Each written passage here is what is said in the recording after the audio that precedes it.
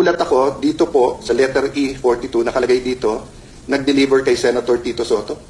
Pwede nyo bang i-verify totoo po to at ikwento nyo yung circumstance? Sige, sir. Yung time na yan, Your Honor, advance team kami, Your Honor. Nauna kami sa area kasi in-advise na kami ng team leader namin na mag-proceed na sa building ni Tito Soto sa Baclaran.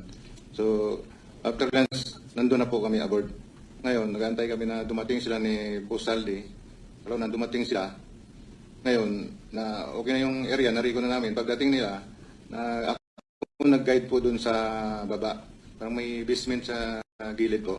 At diretso yung limo ni Boss, umikot, tapos nagkapok. Tapos, umakyat sa pangagdanan, Your Honor. Tapos elevator.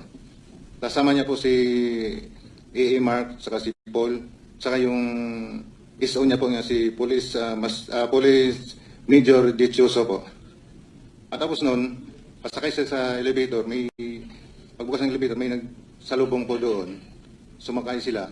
Tapos yung malita po na dala po namin, nadala po ng mga kasama ko, tulak-tulak po nila yung dalawa, hinabol ko yung dalawa, at sinambay po sa elevator. Tapos yung the rest po na ibang malita, hindi po nakahabol. Nauna na po, at sa taas po. Paanong dineliver nyo? Pera? Pera po. Alam mo magkano? Large po, malaki. Large, ang large usually, ang laman ay...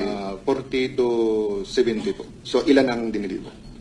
40 to 70 po yung... So, isang maleta lang? 5 po, 5. 5 maleta na tig 40? Yes, Your Honor. Yeah. So, more or less, kailan to? Your Honor. More or less, kailan? When? Year 2024 po, bago Campaign period? Yes po. Okay.